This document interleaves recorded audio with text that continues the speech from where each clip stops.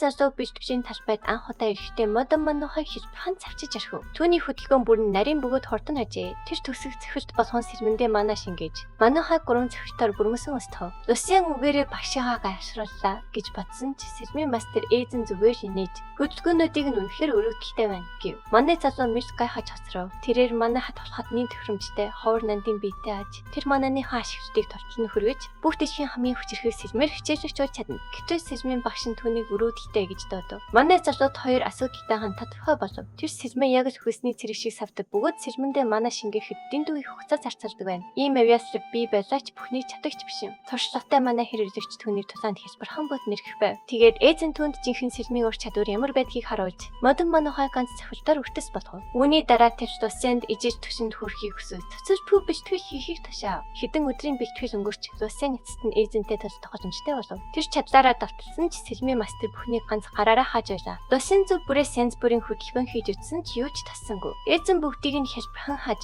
Дээрээс ирэх хүчтэй цахилч бүтгэхүйдэж. Лусян хаа шийдэгдэв. Энэ үед ээзэн манаар тэнэрсэн сэрмээрээ давчлахаар урагш хөдлөв. Хэрв Лусян үнийг хааж чадахгүй бол өнгөрөх байлаа. Тиймээс тэр өөрийн сэрмээ мөн адиж тэнэглэв. Тэдний ир манааны тесрэл донд мөргөждөв. Лусян давталгааг хааж бүр ээзэний сэрмийг хошин цохиж чадав. Сэрмийн мастер шоконд оров. Тэр өмнө нь хизээч ийм хүчтэй манаа мэдэрч байсангүй. Энэ хүүгийн өвтөө хэдхэн өдрийн дотор гаргасан ихэд дэвшиж өнөхөр гарцсан байлаа. Бэлтгэл дуусахад бэлтгэлийн талбай бүхэлдээ сүрсэн байсан тул шиг хүчит тэднийг ямар бэлтгэл хийснийг гахаж хацрав. Лусян хажууд нь сон чичирч буй гар болон хэмхсэн модон сэлмээ шигтэн. Тэгээд тэр өвтөө ганцхан зүйл харамсаж байлаа. Хэрв тэр хөлсний цэрэг байсан өнгөрсөн амьдралдаа ийм бэлтгэл хийж, ийм багштай байсан бол ямар ч боломжгүйгээр тийм өрөвдөлтөй өгөхгүй байсан. Өгдөггүй хөлсний цэрэг бол 3 дахь цэргийн байдаг. Тэдэнд ямартай ч тэр чирдэг байв. Хөлсний цэргүүд эздийнхээ төлөө амиа хөхстэй байдаг тул их мөнгө авдаг аж. Энэ бас сэлэн барьсан хөлсний цэрэг бүрийн сонсдог зүйл юм. Джекийн нүдээр болж бүрхээ зуртнууд яг адилхан хүмүүс. Тэд зөвхөрөх үедээ авдраа нээж, газар амлан, хэрхэн зэргийн тухай шиндэг. Харин бүх зүйл нурхад тэд зангаа хуурахдаг байна. Гинтли шашдаг тоочиж, бүрët хож, хоосон шударгаас сэрч эхнэ. Джек зуртан бацаануудаас олон ухамсаргүй зүйл сонсч байсан ч одоо түнд тулгаад байгаа зүйлдээ юу ч зөвшгүй. Язгууртан гаралтай ерөнхий командлагчийн эцсийн тушаал болж өрдөөс амиа хорсготааш хол байв. Соёо хөлсний цэргийн багийн ахмад Джек инээхээс өөр аргагүй болов. Түүн шиг хог шар басан хөлсний цэргийг эцсийн даалхавар хүлээсэн баатрын нэр төртөгөр өхөн гэж хүлээж байна. Армийн шороотой хотолжээ. Хотод газ гарч байна. Цайз нурж байна. Босгочдын сэлэм Крофордын гэр бүлийн хоолойд хэдийн талжээ. Бас зовтох газар ч үлдсэнгүй. Джек аль төвчлээ хүлээгээд асуух болоход бэлэн байна. Эзэнт гүрний хамгийн авиаслаг командлагч хүртэл бууж өгсөн байхад юуны талд гэж Джекийн өөрчлөжсэн цорын ганц гайгүй хуртан ийм байдалд орсон харамсалтай байна. Төлөвлөгөө ингийн. Маргааш босгочд эцсийн дайртаа хийх үед Джек болно. Түүний залуус Крофордын зовтох хүртэл командлагчийн хажууд зогсож хамгаалалтын шугамыг барих ёстой. Хэрв энэ бүтлгүй төлөв командлагчийг өгсөний дараа Джек цогцохыг зөвшөөрнө. Төлбөр нь сая хөлсний цэргийн багийг 3 жил санхүүжүүлэхэд хөрсдөхөц үн тэртний чулуу байв. Джек татгалзав. Тэр их инэн сүрдэг гэд тэнийг гэсэн үг биш. Энэ тушаал нь түүний залуусыг эзлэхийг төлөө хэвхэн секунд тож хамид бомбоо олгож хувирхаж байна. Бас өвчид сая хөлсний цэргийн багт өршөөл үзүүлдэхгүй гэдгийг хүмбэр мэднэ. Командлагч өөрөөр зүтгэж байгаач энэ нь бүтэхгүй хотлог юм. Бас өвчтийн хувьд Джек болон түүний залуус тангаравсан дайснууд нь бижээ. Дайны яцад тэд тэрхүү үзэн ядалтыг хүртэх хангалттай зүйл хийсэн. Тэд хөөшиг зүсээ хувиргаж өвтгсдийн донд хүлээж явахад дараа нь босож араас нь хожоог нь хөвчдөг байв. Нэр төр хизээч чухал байгаагүй. Зөвхөн мөрдөө чухал байсан. Джек ийм аргаар тоолж башгүй олон командлагчийг алсан. Энэ Крофордын өнөөдрийн хүртэл амьд үлдсэн цорын ганц шашпаан юм. Бас хичээд Лорд Крофордаас илүү Джекийн толгойг авахыг хүсэж байгаа биз. Командлагч үүнийг мэдж байгаа. Тийм учраас Джек болон түүний залуус маш төгс өгөөш болж байна. Джекийг зөвшөөрөхгүй байхад командлагч түүнийг аална гэж сэрдүүлж хөлсний цэргүүдийг хүчээр хяналттай авахыг оролдов. Эзэнт гүрний хамгийн чадварлаг баатрын сэлэнтэй тулгарсан Джек толгой бэлдэв. Эзэнт гүрний хамгийн нэр төртэй хүн одоо ийм л харагдаж байна да. Ямар ч ууслалт үүнийг цагаатгаж чадахгүй. Хачир хуртай энэ нь Джект яг тохирч байв. Нэр төртэй хүнээс илүү хогшарыг алах нь амхан байдаг. Үүний дараа ямар ч гашуун мэдрэмж үлддэггүй. Түүний хамгийн сайн сонголт бол командлагчийн толгой босгочдод өгөө төгтөх явдал юм. Гэвч тэр үнээс илүү мэдж байв. Энэ хүмүүний эсрэг арах хэмжээ хэдийн бэлдсэн байгаа. Магадгүй босгочд сая хөлсний цэргүүдийн эрх чөлөөний төлөө командлагчийн төвчний хоёр толгойг хүлээж авах. Джек өөрийн амиа өгөхөд бэлэн байна. Тэр хувийн амийн хүсэж ирмэлслээсээ болж тэдгээр залуусыг гэнт татан оруулсан билээ. Тэд хамтдаа нүхнээс мөчгөн гарч мөрөөдлийн араас хөөцөлдсөн юм. Тэд түнд итгэж там руу чамаагүй дагаж яасан. Тэр тэдний ахмад учраас үүний хариуцлагыг хүлээх ёстой бөгөөд ахмад хүний хийх ёстой зүйл чинь юм. Үүнийг сонсоод командлагч манлайш гэж үнэндээ юу болохыг санав. Түүнийг ичхүр нүмрэн авлаа. Өөр амьдарч байсан бол тэр Крофордын Таны оронд Жек шиг хүн дуртай язгдах байсан бид одоо цаг алга. Жек тавтлаа. Командлагч хөдөлсөнгөө. Тэр Жекээс өөрийг нь хизээч битгий уучлаарай гэж хуугаад дараа нь түүнийг цавчиж архив. Тэдний хоорондын зөрүү хэтэрхийх байлаа. Жекийн толгой хормын дотор тасрав. Авиас гих энэ хараад эдсэн зүйлийг сүрч чадахгүй ажээ. Тэр үгээр дуусна гэж найдаж байна. Түүнийг эргэж ирэхгүй бол залуустай завтахыг тушаасан байсан. Тэр сэлмээр амьдарсан. Үгээр өхөн тохирч байх шиг байна. Түүний ухамсар бүдгэрх үед ганцхан асуулт үүсдэв. Хэрэг тэр язгууртан шиг ижиж боломжтой төрсөн бол хэр хол аварч чадах байсан бол үүний дараа юу ч хийсэнгүй. Ухамсар нь эргэн ирэхэд Жек нэгэн хүүгийн сандарсан гуйлтыг мэдрв. Тэр юу болоод байгааг ухаарч амж хасам хүнд гар хацар дээр нь алгатаж түүнийг бүрэн сэргээ. Түүний дээр нэгэн хүүчин сэтгэлээсээ уйжин цогсож түүнийг эзэнтэн лаасаа гэж дуудана. Энд ямар нэг зүйл маш буруу байна гэж тэр бодохоос өөр аргагүй болов. Юун төрөнд түүний сар үрдээ туршлагатай хуучин нор хаа ичоо шиг болсон бие налга болжээ. Түүний оронд шинэхэн өвсний үнээр анхирсан маш цэвэрхэн засуу эзэнтний бие байлаа. Хоёрдугаарт хоолойныхоо чадлаар уйжингаа хацар руу налгацсан энэ нусгаа бацаанч төрөгч чинь хин бэ? Хүү түүнийг өөд барчлаа гэж боджээ. Хүүгийн зүрх хүүний төсвөрлөж чадсангүй.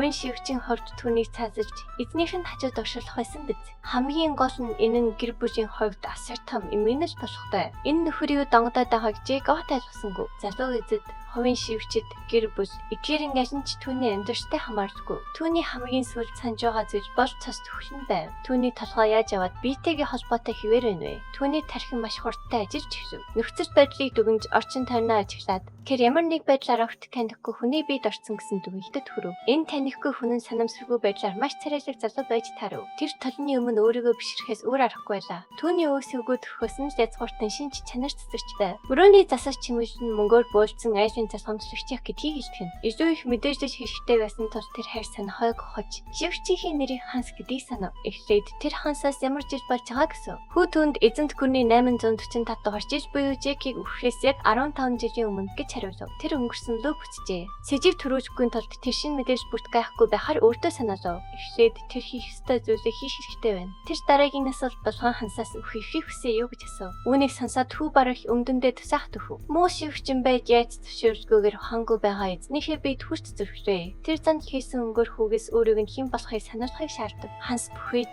агуу Алтековын 3 дугаар хүү залуу эзэнтэн Лусиан Мальтекийн эсрэг ийм бүдүүлэр зангахсандаа хүлцэж очив. Лусиан тэрхүү язгууртан нэрийг шууд танив. Мальтекийн гэр бүл бол урт удаан түүхийн туршид эзэнт гүрнийг төшиж ирсэн тулгуур багны нэм. Эзэн хааны хамгийн татны тасалбаар ажигдаг түүхэнд их нэр хүндтэй бүжиг ажээ. Тэд эзэн хааны гэр бүлийнхтэй тэнцвүүз эрх мэдэлтэй гэдгээрээ гайхагддаг. 15 жилийн өмнө залуу Жек яг энэ дэлхийн харуул хийдэг байжээ. Хуучин ажилтаа эргэж орхон орон тэрээр их гүнгийн 3 дугаар хүү болсон тэхэн төржээ. Амьдралынхаа туршид тэр дорд гарштай байсны улмаас мөнгөний төлөө санаанд бартангүй. Бүхий биеийн дарамтлыг тэгчээс өөр аргагүй байсан. Гэтэл одоо түүнд гинтхэн алтан боломж авч байна. Магадгүй хувь тавьсан түүнийг ямар нэг зүйлийг ухаарна гэж хүлээж байгаа үед хэрэг бүрхтэн хүсэж буй зүйл энэ бол тэднүүдэд том нэгэд харж ясан дээр биз. Тэрээр Лусиан Мальтек гэдэг нэрээр анх удаа нарны дулаан ичиг мэдэрлээ. Тэрээр хэр өндөрт авирч хэрхэн амьдарч чадхаа дээд хүчнүүдэд харуулах болно. Лусиан тансаг хүчс өмсө дөрөөнөөсөө гарлаа. Хүйсний цэрэг байхдаа зөндөө олон газраар ясан ч Мальтекийн гүнгийн ортон шиг сүрч хавсантай газар хаанч байгаагүй юм. Тэрээр энэ бүх гялалтсан тансаг зүйлсэд аж болох хурдан тасах хэрэгтэй болно. Дөнгөж сайхан бүх шивгчид түүнийг хачаа харж хоорондоо шивнждэж байхыг тэр анзаарсан. Түүнийг яг л дайснууд хүрээсэн мэт санагдав. Хансын хэлснээр бол энэ нь тун аргагүй зүйл аж.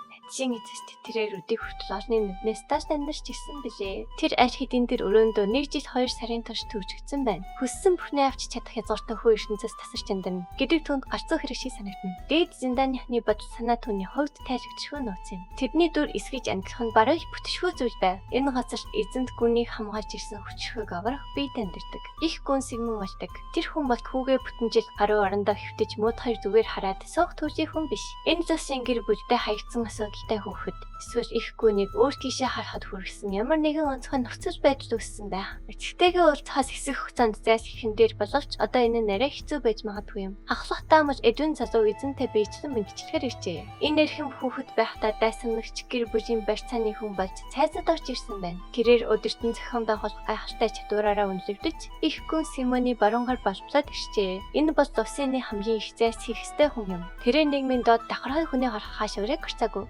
анзаарах болно. Ашгүй Лусийн нэгжиж гарын хугацаанд зожиг амьдсан байна. Тиймээс тэрээр өөрийн мэддэг хамгийн язгууртай хүн болох өөрийг нь хөнөөсөн командлагчийн дүрийг хар шийдэв. Лусийн тусаахан инээмсэглээд эдүн санаа тасанд нь талархаж би энэ хавгүй дээрчсэнсээ хийв. Мөн тэрээр эцгүүдээ орхид орсон гэр бүлийн хэрэгүүдийг зэгсэхээр гарч ирснээр дурдлаа. Ахлахтаа мэл түүний уран өгөнд хэсэг зур байхаж хасрав. Залуу эзний хിവэрээ байгаад тэрээр сэтгэл нь намарсан. Ашгүй Лусины язгуурт дүр эсгэж танжилттай болсон болтой. Тэрээр энэ нөхцөл байдлаас аль болох хортон холтохыг хичээсэн ч эдүн түүнийг явуулсангүй. Яг одоо их гүн хүүтэйг уулзахыг хүсэж байна. Лусийн шууд эцгийнхээ ажлын өрөөнд хүрэхлээ. Их гүн Сигмон бол маш ширүүн догшин хүн юм. Яг одоо тэр Лусинаас яагаад амьд байгааг нь асууж байна. Төрсөн эцэг нь гих хүний тайсан энэ гинтийн асуужбанд Лусийн мэдээж мэж гайхав. Гүн түүний өнгөрсөн жилийн бүх үедээ аашиг хараагүй мэт өнгөрөх бодолтой байжээ. Тэрээр эхийнхээ өвчийг шалтгаан босгон язгууртны өргөө өмөртөж эрх танхит хүүхэд шиг ашиж байв. Гэвч тэрээр эцэстэн давх эсгүй шугамаа тавчлаа. Олны нүднээс талд өөрийгөө түүжиж жүжиг тавиад зогсохгүй өөрийн эм насыг хөнгөө хумгаа үзэж өөрийгөө хоршлохыг залцсан байна. Бодоод байхад саяхан хаансын сандарч үйжээс нь чин сэтгэх байжээ.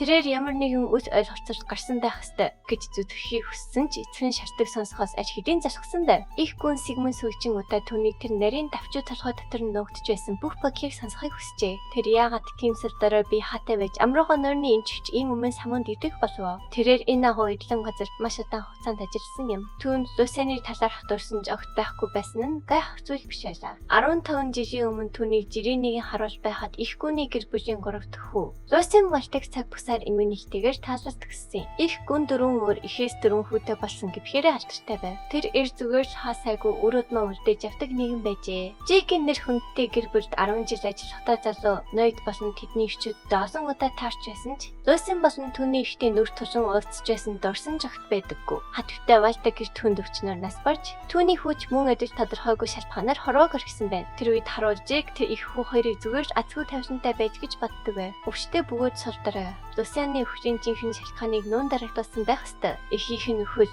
гэр бүл дэх тогтворгүй байрсаар болон бүсэд олон сэтгэл гонсорхон шалтгаанаас болоод залуу хүүд ирэх дарамт дэндүү хүндсэн байх. Тэрээр эцэст нь нөхөд хүрэх тунгаас арай бага хэмжээний нойрны им ухаар шийджээ. Үнэн дээр тэрээр эцгийнхээ анхаарлыг өчөөхөн төдийч болгохдохыг хичээж байсан юм. Энэ бол тасламжиж ашигласан хэрэг байлаа. Гэвч тэрээр бүтэн жилийн зожиг амьдрсан түүний сүр дараа бие мах бодод ямар их хөрс учруулсныг тооцоолж чадсангүй. Эмийн үйлчлэлийг төсвөрлөж чадлагүй Лусийн малтыг санамсаргүйгээр сүүлчийн өмсгөлөө хураажээ. Шинэ Лусийн энэ эмзэг сэдвээс хэрхэн аргач харахаа болох ёстой боллоо. Бүтэн жил уулзаагүй хагцсан хүүдээ гүн арай хатуу хандаж зэмлэсэн ч арай ширүүн сонсогдож байв. Сигмон хэдий чинээ хатуу чанга харагдахыг хичээсэн ч тэр хിവэрээр эцэг хүн шүү дээ. Түүний доторч бас давчдаж байгаа байх. Гэвч одоо бусдын сэтгэл санааг халамжиж цог цаг биш. Лусийн нэтгортны ангит руу унхан ирмэг дээр байна. Хэрв тэр буруу зүйл яригвал өөрийгөө цагаатах өөр боломж олдохгүй байж магадгүй юм. Гүн эцсийн толгойн шаардлагат хийсэн бол түүнийг заавал хэрэгжүүлнэ гэдэгт итгэх хэрэгтэй. Лусийн өөрийн амлагдсан гэрж ирээдүйд ан цав үүсч буй чимээр бараар сонсох шиг болов. Хэрв тэр их гүнд хийсэн үйлдэлийнхээ талаар сэтгэлд нь хүрсэн хариулт өгөхгүй бол хамгийн наад зах нарцс хүссэн хийдлүүд зам болохоор хөвдөх болно. Тэрээр эгэл жирийн ертөнцийн баяртай гэж хэлэхэд хараахан бижин биш байна. Хамгийн муу үр дагавар нь хатуу ширүү хад натуруу цэлэгдэж насан туршдаа цасан далбайн ясан дарамхуйтан өсгөлэн араатнуудын идэж болох явцтай. Тэрээр хүзүүгээ тастуулсан шинэ амьдралаа эхлүүлээд өнгөж хэвхэн цаг гэж болж байна. Гэтэл анхны бодит хүндрэл нь аш хэдийн нүр тулаад ирчихлээ. Лусийн гэр бүлийн эдрэтийн хэрэгээс болоод өөрийн үнэтэй хоёр дахь боломжоо босхойг хүссэнгүй. Тиймээс тэр яг л эцгийнхээ тушааснаар зөрөгтэй дугарлаа. Юун төрөнд тэрээр өөрийн тэнэг үйлдэлээр Валдигийн нэрийг ботааж бүх хүмүүсийн ялангуяа эцгийнхээ сэтгэлийг чиглэсэндээ чин сэтгэлээсээ хүчил өчөв. Тэрээр буруугаа хүлээж их гүний зүгээс санах ямар ч шийдвэрийг дуртай хүлээн ухаамлав. Гэвч энэ нь эзэнт гүрний хамгийн хүчрэх хүмүүсийн нэгний сэтгэлийг хөдөлгөхөд хангалтгүй байх болно. Тэрээр эцгийнх нь хайр энержийг хөдөлгөх гэж орчхон оронд харин ч гүний сэтгэл хангасан баяр сая гуйллаа. Өнгөрсөн болсон зүйлсийг буцаа харахгүй. Тэрээр өвчин ирмэгээс саврагдсан амьдралаа өнгөрөхч үедээ холбохон оронд ирээдүйн гэрт өдрүүдийн төсөв хичээнгүйсэн амьдрах бодолтой байна. Түүний байр суурь, итгэл үнэмшил, өөртөө итгэвчтэй байж нь хэлсэн үгсийг нь үнэхээр үнэмшилтэй болгож байв. Тэрээр өмнөд байгаа хүнээс сургаал сонсохын оронд түүнийг их гүний хуваар биш, харин эцэг хүний хуваар ганц удаа урам зориг хайрлахгүйг. Буруу зүйл хийсэн хүүхэд эцэг эхийнхээ өмнө чин сэтгэлээсээ гэмших ёстой бөгөөд эцэг эхэнт тийм хүүхдээ дуртай яа тэрх ёстой гэж Лусийн үзэж байна. Энэ жил Тэнгэрийн хуулиар холбогдсон эцэг хүүгийн хоорондын зүй ёсны үүрэг биш гэж өв. Ахлах таамал эдвэн залуу эзний өрн яриа үгэнд үнэхээр гайхаж хацарлаа. Тэрээр хүүгийн аура болон уурын сорд гарсан эрс өөрчлөлтийг мэдэрсэн юм. Лусины үлдэж болон дуу хоолой нэргэлж айж хоргодог байсан. Сор дараа хүүгийн Лусингээс тэс өөр байв. Түүний өмнө зогсож буй залуу бас огт өөрхөн байлаа. Хүүгийн сая хэлсэн үгсийг тунгааж үзээд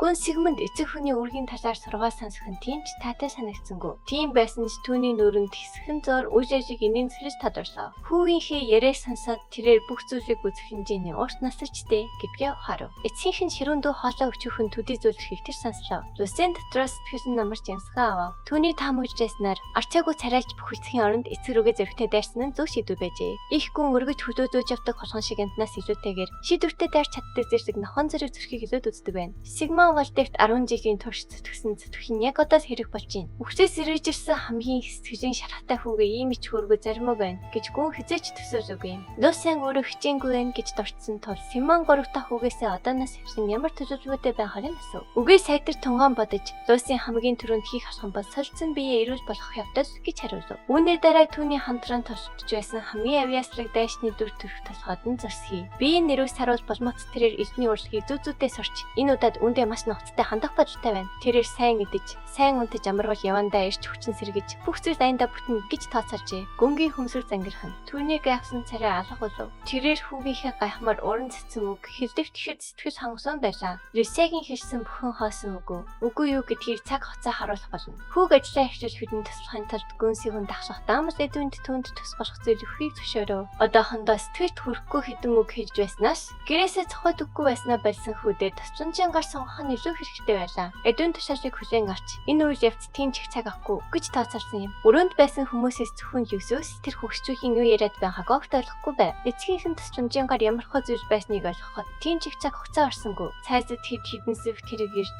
хүн тачаагаа буулгав. Туслахад тоо томсгүй олон модоо хайрцгийг зөөж эдлингийн өртөөр игнорын тарлаа. Тэдгээр хайрцаг бүрийн дотор алтан зааснаас эхлээд үн тэтгэл хүртэх төсөөсгүй их баярын нуугдж байв. Люсиус хизээч ийм их хөрөнгөө чинээ үзэж байсангүй. Тэрээр хүсний цэрэг байхтаа ч энэ зүйл хараагүй бөгөөд дээд зуртан байна гэдэг ийм байдаг хэрэгөө химэн гайхан. Тэрээр юу ч хийлгүйгээр асар их хэмжээний тэтгэмж авсан бөгөөд энэ бүх ертөнцийн сан өртөө нэхрэн сарын хэрэгжтэй байлаа. Халаас нь алтан заасаар дүүрсэн тул сэрсэн биеэ бүрийн шинчилж чадах өсгөл арахад хөрөнгөө оруулалт хийгээд үзэхэд буруудахгүй байв. Тэрээр эзэнт гүрний хүн бүрийн дээр гарч буучингаа гайхаж байгаагаа хэдийн төсөөлж байлаа. Үүний тулд түүнд өвдөө маш онцгой эвлэгсэр хийх хэрэгтэй байв. Гурав дахь хүүтэйгээ уулзаж ярьсны дараа их гүн Сигмунд тэрвэр тэнцвэр цэцэгчгээрээ алхамаар санагджээ. Эдвин түүнийг бодлоо цэгцэж явах зур ардаас нь даган асхав. Ахлах таамрын хэлснээр энэ газар бол таасал төссөн их гүнгийн хатан буюу Лусианы ээжийн эмэд сэрүүндээ хайрсан нандиндаг байсан газар байв. Гүн энэ дурсамжтай газарт илрүү өдөжээ. Түүний өнөөдөр энд ирэхээр шийдсэн шалтгаан нь дэндүү тодорхой байлаа. Залуу эзэн Лусианы гинтийн өөрчлөлт Сигмунд өнгөрсөн өдрүүдийг санагдуулсан байж таарна.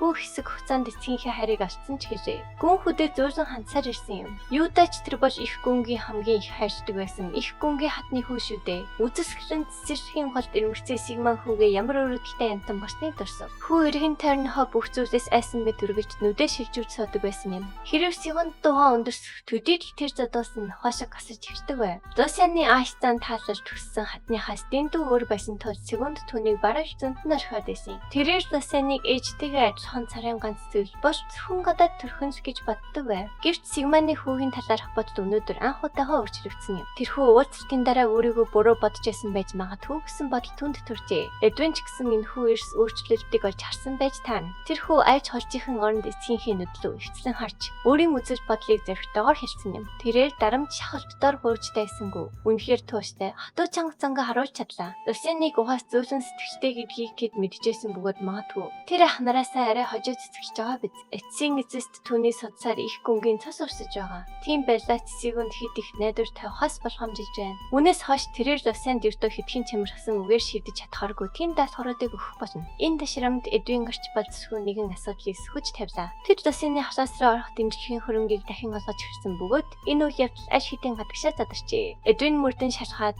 үүнд 2 дугаар залуу эзэн Жорди Валтыг холбоотой болохыг тогтоожээ. Үүнээс гадна Жорди хэдийн хөдөлгөөнөө эхлүүлсэн байв. Тэрээр Лусианы ахлах шивчинг халж өөрийн төтний хүнийг тэрхүү эрх мэдтэй албан тушаал тамлан дүүгээ хяналттай байс хэлшгийг санаархлаа харуулв. Сигмунд 2 дахь хүүгээ ихийнх нь асуудлаас болж багдуудаа өстэй байдгийг ойлгож байсан ч түүний ийм зөрүү занан сэтгэл зовоож байлаа. Эдвин дөндөр нь орцохыг санал болгосон ч их гүн түүнийг зогсоосон бөгөөд энэ нь дөнгөж хөлөө олж буй хүүд хитрхи хатуудж магадгүй байлаа. Жордигийн хорон үйлдэл бол Лусийн эргэн тойрноо эртхэн цэгцэрсэн болж бүтэхгүй байх байсан өчүүхэн зал мэх төдий юм. Үүнийг ердөө 3 дахь хүн эртхэн ухаан суугааг гүнхий төлөө төлөх ёстой төлөөс гэж үзэж байна. Сүүнд хүүгээ иймэрхүү асуудлыг одоогоор хэрхэн шийдвэрлэхийг харж ажиглахыг хүсэж байв. Хэрэг Лусиан бүдэрвэш тэр өөрийнх нь буруу. Вальдекийн гэр бүлийн цас бас төсвөр боловч үүдийг нээх нь өргөж өөрийн хүчээр байх ёстой бөгөөд энэ бол арслангийн хууль юм. Хэдэн өдрийн дараа Лусиан өрөөндөө дахин төвживдэж Ханс үүдийг нь манах болсон зарц нарын дунд сэтгэл зовоос нь цуу яриад игдээ. Зогсоодсэн дэмжгийн хөрөнгө дахин орж ирснээс хойш 3 өдөр өнгөрчээ. Тэдгээр хураалттай хайрцагууд ирэхэд Ханс нүдэндээ чипхиж чадахгүй байлаа. Залуу эзэн энэ хүү их халгарч ирснийг их гүнтэй хийсэн яриа сайн болснах гэж тайлбарлав. Эцэг хүү хоёрын муудсан харьцааг бодвол залуу эзэнд энэ нь автхонч амар байгаагүй Ханс гадарч байлаа. Эзнээ гүнийх тавтаж суухан оронд урагшиж байгааг хараад хувийн зарц нь үүнээс илүү бахархаж чадахгүй байв. Хансын мэдхгүй зүйл гэвэл Лусианы толгойд энэ их баялахаар юу хийж болох тухай боломжууд ирвэрдэж байлаа. Ийм их хөрөнгөтэй болсон тул түнд сардаа биеэ бүрийн шинжлэхэд хангалттай хүрч байв. Хэрв тэрхүү эликсирийг амжилттай гаргаж авчиж чадвал түүний хүсэж буй төс бие галбир гар дороо ирлээ гэсэн үг байлаа. Тэрээр ердөө 3 өдрийн дотор дэмжихийн хөрөнгийг үрж дуусхан өргөн насгар им бэлтмийн үр болгон хорхов. Тэрээр арга барилаа төгс болгохын тулд зогсолтгүй ажилласаар байлаа. Ханс одоо маш их сонирхож байгаа. Гэхдээ тушаалыг эсэргүүцэх бие хаалгыг сайн манаж байгаа нь үнэн ч зангийн жишээ байв. Лусианы ажлын ширээнгээр их гүнгийн хүү амьдралтай хэзээч гар хүрхэргүй нэрх багаж хэрэгслүүд байлаа. Түүний эргэн тойрон зөвхөн сарны гэрэл дургадаг. Утгагүй өндөр үнэтэй ургамлын хайрцагууд дүүрэн байв. Энэ цаг үед тэрхүү ховор сарны ургамлын нэртийн хэрэглээр чараахан нэгээгүй байсан үе юм. Лусиан боломжоор олныг хөдөлтөж авахын тулд сарын тэтгэмжээ. Тэр чигтэн нөөж орхижээ. Одоохондоо хүмүүрт Лусиан галзуу хүн шиг харагдаж болохоч жижигэн дараа энэ шийдвэр нь асрын хашиг авчрах болно. Сарны ургамлын үн арай өвгүй. 20 дахин илүү өсөх болно. Тэрээр үндсэндээ 2010 онд цэцэг хэлбэртэй биткойныг бүүнээр нь хөдөлтөж авч байгаатай адил байв. Энэхүү шидтэй ургамлын шимийг өөрөө гаргаж авахар ажиллаж байхдаа тэрээр архимэждийн гэлгийн зөрөгтэй зан шинээр бишрэх болов. Тэдний сарны ургамлаар туршилтгийг чигчгэд амжилттай хэсэг нь тодорхойгүй байсан байж таарна. Гэсэн ч тэд эсдэс гаргаж эзэнт гүрний бүх сарны ургамлыг хамж асан юм. Тэд гişдийнхээ хувь заяаг дэмчин тавьж амьдралынхаа хамгийн том мөрийг тавьжээ. Тэрхүү зөрөгтэй асмын ачаар архимэжид эзэнт гүрнийг сүрээр нь хөдөлгсөн урд хожид үзэгдээгүй эликсирийг гаргаж авах болно. Хүмүүс тэрхүү гайхамшигт бэлтмэрийг бурхтын ундаа буюу нэвтрэх гэж нэршдэг байв. Зүгээр нэг эмэнд бурхны нэр зүүсэн авлахгүй зангаасаа болж алхимичдийн гэлцэн хийдэс тэрсэд зүтэн гихяас сонсох аюул толгорчээ. Гэвч нэгтгэн өр нөлөө олон нийтэд тодорхой болмогц хүн бүр түүнийг олж авахын тулд улаарч тэрс үзэгчний янзыг бүрмөсөн мартав. Алхимийн багаж хэрэгсэлтэйгээ 3 өдөр зурлцсны эцэс Лусийн эцэснийхний амьсгалтай тун гаргаж авлаа. Нэгтэр 1000 гаруй жилийн турш хинж нэсэж зүрхлээгүй нэгэн туушралыг эвдсэн юм. Тулааны урлагийн хүний хүч чадхад түвшин нь тэднийг төрөх мөчөд чийдэгдэг гэж үздэг байв. Маш урт хугацааны турш тэрхүү хязгаарыг хинч зөрчиж болохгүй үнэмшгүй хууль хийж тооцдог байлаа. Төрөлхийн мөн чанар нурдаас татагдсан байдаг бөгөөд хүний бие махбодыг хизээч өөрчлөх боломжгүй гэдэг байв. Энэхүү тогтсон хөвчмөл ойлголт нэгтэрийн хичээр хормон дотор өрөн бүтэрсэн юм. Ердөө ганцхан хороо ширийг ухаад ямар тавиасгүй нэгнийг чадварлаг дайчин болгон хоргож чаддаг байна. Түүний өрөөндөө яран сандран хийсэн бэлтмэлэн жинхэнэ хувийн хаврданд хүрэхгүй бөгөөд тэр чин жинхэнэ алхимич биш үү дээ. Тэр зөвхөн олноор үйлдвэрлэдэг төрлийг нь хийж мэддэг ч энэ шил одоогоор түүний төлсөн биеийг эмсэхэд хангалттай байлаа. Тэрээр цаг хугацаагаар ухраад ирсэн нь үүнийг боломжтой болгосон бөгөөд үнэхээр азтай хэрэг байв. Хожимын эзэнт гүрэн даяар эмх замбраагүй байдал үүсгэхэд хамгийн түрүүнд чадсан газар бол алхимичдийн гэлт байлаа. Эрх баягчид нэгтрийн жорийг эрх мэдлийн тэнцвэрт байдлаар хийсэн тогтворгүй байдал үүсгэж түүч хийж үтсэн юм. Синтидээ суусан эрх мэдэлтнүүд тэрхүү анхны жорийг түүхээс харчиж хайхын тулд чаргуу ажиллажээ. Гэсэн хэдий ч зарим хүмүүс хангалттай сэжүүр цуглуулж үүнтэй төстэй зүйлийг хийж чадсан бөгөөд тэдний нэг нь хүсний зэрэгжээг байв. Сарны ургамлаар туршилт хийхийг оролцсон ихэнх хүмүүс гач нөлөөнөөс нь болж өгсөн ч тэрээр амжилтад хүрсэн юм. Лусиан огт эргэж зэлгүйгээр шинэхэн нэрсэн нэгтрийн хороо шилийг нээж доторхийг нь ууж орхив. Үүнийг хийснээр тэрээр байгалийн хүчийг өөрийн хүч болгон хувиргасан анхны хүн боллоо. Эргэлтийн үйл явц хэр сайн явагдахаас шалтгаалж тэр биеэр нь тархаж буй манагийн урсгалыг ашиглан хосож чадна. Хүний гаргаж авч чадах чанар болон хүч чадал нь хүн бүрт эрс өөр байдаг. Нэгтрийн гайхамшигт хүчийг ашиглан тэрээр бие татах нь бүгжүүлсэн савуудыг хүчээр тээж эхлэв. Лусиан үүний үр нөлөө гэж бодлоо. Содсууд нь нэгдснээр эмний үйлчлэгээ зогсох ёстой байв. Гэвч түүний буруу байлаа. Ер нь бол ийм хүчтэй үйл явцын улмаас маш их өвдөж мэдрэх ёстой. Гэвч түүнд огтхон ч өвдөж мэдэрчсэнгүй. Харин эсрэгээрээ асар их мана биеэр нь ямар ч цаадгүй тархаж өөрийн байх ёстой байрандаа орж явах шиг байв. Хүний бие тэрч бай тухайн яриа хүүхдийн биед ч манны эргэжлийг хаах бохирдол байдаг. Люсис Вальтек төрхийн гол цавьяастай соднуудын нэг байх боломжтой гэж үү? Наран жарах үед Лусианы өрөөний гадна ханс сандарсандаа нааш цааш халахын сонсогдно. Эцэст нь сүүжин хитэн өдөр цооштой байсан хаалга яжингүй нэгжээ. Залуу эзэн тас бас харжтаасаа гарч ирээд өөрийг нь байхгүй хавар ямар нэг зүйл басан эсхийг хансаас асуув. Үйл хот зарц заншиж ясаараа сандарсаар эзэн зүгээ гүнэлээ. Ханс залуу эзнийг олон удаа дуудсан ч ямар ч хариу сансаагүй ээжээ. Түүний хийж чадах ганц зүйл нь өдөр шинэгүй халахыг нь манах байв. Тэрээр ямар нэг зүйл болсон. Эсвэл усын дахиад зажиг нэг юм болчихлоо гэж хөтлөө ясан байжээ. Гэвч энэ нь бодит байдлаас хол зөрүүтэй байв. Залуу эзний харц өмнөхөөсөө ч илүү хурц басан байлаа. Түүнийг хамгийн сайн мэдэх Ханс ямар нэг зүйл харцаагүй өөрчлөгдсөнийг шуудан зариу. Лусын яг л өөр хүн шиг мэдрэгдэж харагдаж байлаа. Гаднаа бас одоогоор ямар нэгэн том өөрчлөлт харагдахгүй. Ганган хоцсны ханцаан тэр ертөөс эврээсэн туранхай хөвгөт хിവэрээ байна. Үүнийг засахын тулд зөв хоолт болон цаг хугацаа хэрэгтэй. Харин хамгийн чухал нь дотоод өөрчлөлт юм. Одоо түүний зүрх хамгийн цэвэр манаг хүчтэйгээр шахан түгэж байна. Түүний дотоод эрхтнүүд маш хурдан өөрчлөгдөж байгаа бөгөөд Лусины төрөлхийн биеийн бүтэц энэ үр дүн боломжтой болгожээ. Нектарын үйлчлэгийг бүрэн мэдэрсэн тэрээр өөрийнхөө чадварыг дэхийг өөрчилдөг домогт хүмүүсийн түвшнийх гэдэгт итгэвчтэй болов. Хэрв бүх зүйл бүтэмжтэй болбол тэр нэгжиж хүрэхгүй хугацаанд хөлсний цэргийн хамт байх үеийнхээ оройс амжилтыг давж харна. Ханс сүүжийн хэдэн өдөр түнд маш их тусалсан тул тэрээр зарцтай ямар нэг байдлаар өртөө юм шиг санагдана. Шагнал шийтгэл тодорхой хөстэй гэж үздэг тул тэр хүүгийн мөрнөөс барьж анхааралтай сонсохыг шаардав. Тэрээр Хансыг татаж хүртлээ хамаг хат уламжаа шавхаж маш ашигтай анхан шатны хөрөнгө оруулалтад оруулахыг зөвлөв. Үүнийг хийвэл хөрхий зарцтай хамгийн амархан мөнгө олох арга бариулна гэж Лусын өмслөө. Нэгүүлсэнгүү гэгээ хүн шиг заримж хөрөнгө оруулалт төсөх үед Хансыг ч бас баяжлан гэв. Тэр төвжин нухацтай байлаа. Өмнөх амьдчтэн зарцаа ингэж анхаардаг гэж цууртан нэгч байгаагүй юм. Шидэд эмийг ууснаас хойш 7 хоногийн дараа Лусын өрцөг 50 ойгоор зугаалахыг хүсв. Тэрээр шүүлдэж дөө аяжийн хот Ханс залуу эзнээс солиорцсон мэт гайхан харна. Лусын зүгээр энэ хүү диважин шиг амьдчийг таашааж амьдрал ийм тотой байна гэж тэр хизээч санаагүй юм. Гүнгийн харшид хаан шиг найрлахыг хүсэх болгонд нь амттай хоол бэлэн болчихно. Хороогач хөдлөх шаардлагагүйгээр өрөөг нь цэвэрлэж тойл шиг болгож өгнө. Шивчид хэрэг түүгээр орон байрыг нь хүртэж тасчихна. Жирийн нэг хөснөө цэрэг байхад нь өсвөрн явхан түүний өдөр тутмын амьдрал байв. Язгууртны энэхүү давуу талын ачаар тэрээр биеэ сэргээхэд бүрэн анхаарсаа хандуулж чаджээ. Тэрээр сүүлийн нэг 7 хоногийн турш толгойд нь нэрлэлсэн нэгэн асуудлыг шийдэж чадлаа. Тэрээр энэ цаг хугацаанд Валтекийн гэр бүлийн харуулаараа чичээх хэвээр Жек гихчин талаар судалжээ. Одоогийн харуулын хамаатаас тодруулахад Жек гих хүнтэй төстэй хэн ч ажил дарах хүрэгтэйс өгөөгүй байв. Түүний 10 жилийн турш ажиллаж байсан ээж. Байршилт одоо түүний хизээч харж байгаагүй өөр нэг залуу ажиллаж байна. Одоохондоо энэ нь хамгийн зөв хөлбөр юм. Өмнөх төр төртэйгөө тааж тах нь ямар ч ашиггүй. Энэ нь түүнийг сатуулж мэднэ. Түүнчлэгдээ өмнөх өөртөөгөө нүүр тусах зэрэг түүнд байхгүй. Тэрээр тэр дороо эцсэндээ болоод өхөж ч магадгүй юм. Намхан ойнгүн байх хүрэх газрынхаа ойрцоо ирэхэд хас цааш явахдаа эргэлдэж байгаа илэрхийлв. Өмнөх Юсеф Бэтгэжийн талбай төхөл тавихыг үргэлж үзэн яддаг байсан бол одоо тэр үүнд огтхонч дөрвөцөхгүй байв. Өнгөрсөн удаа 2 дугаар залуу эзэн жимрээснээсээ хойш энэ муухай газарт дахин хизээж ирэхгүй гэж тангарагчны Ханс эзэндээ санаалав. Хансын хариу үйлдэлээс харахад тэр үед юу басныг төсөөлөхөд түн хэлбэр байлаа. Их гүнгийн гэр бүлийн яц хортон хүүхдийн хувьд ижлэр хичээлэх нь үндсэн шаардлага байдаг. Түүний ах жортын элдийн бэлтгэл нэрээр түүнийг номогт төгс газар болгоны талбайг ашигласан байж таарна. Тэрээр бяцхан Лусаны сэтгэл айцыг суулгаж залхамжлалын төлөө хөрсөв төчөө бэлтгэлийн талбайд дахин хөл тавихгүй болгожээ.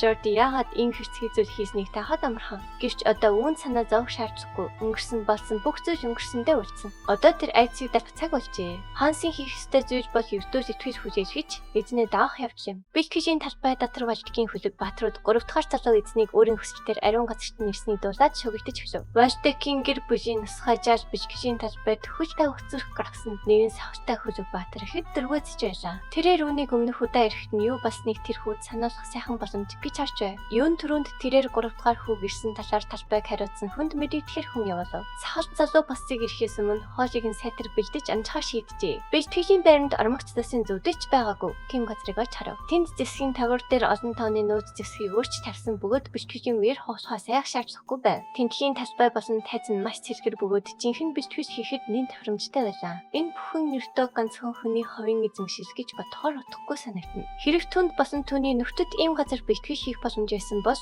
зарим нь арай удаан амьдрах байсан биз. Түүний дурсамжийг савлаа мушгсан хөлөг баатрын зэвэндөө таслав. Тэрээр 3 дугаар залуу эзнийг орж ирэхийг хараад эгөөдөн гахаж байгаа илэрхийлв. Сахалт залуу Лусанд өмнөх удаа залуу эзэн Жорди түүнийг хүмүүсийн өмнө хэрхэн сургаж байсныг сануулж амжив. Тэрээр тэрхүү явдлыг чананд хөөгдөж буй хургатай зөвлөжээ. Сахалтай хөлөг баатартай ачтын ариун газарт зарц дагуулж ирлээ хэмээн Лусаныг битүүхэн давсав. Түүнийг хиндрэг гэдэг бөгөөд өөрийгөө танилцуулахдаа хүртэл Лусаныг үйл яриг басинжилсан мөнгө аястай байлаа. Жижиг өмнө хиндрэг 2 дугаар залуу эзэнтэй хамт Лусаны эрдэнэ хичээлийг өдөртөн явуулж байсан бөгөөд түүнд тэр үйл явц таатай санагджээ. Лусаныг дог тахуу болгон ширтэх хиндрэгтэй тэр хэрхэн нүүр тосох бас дараагийн хэсэгт үеж явцад улам маш чимжин. Дараагийн хэсгийг бусдаас төрүүлж хамгийн ихэнд үзхийг хүсэж гих эзэндэх төрийн банкны дансруу 5 мянган төгрөгийн хандив хийгээрэй. Тэгвэл дараагийн хэсгийг тань нин даруй гаргаж өгье. Таалагдсан бол лайк дарч сувг зам заавал бүтүүлээрэй.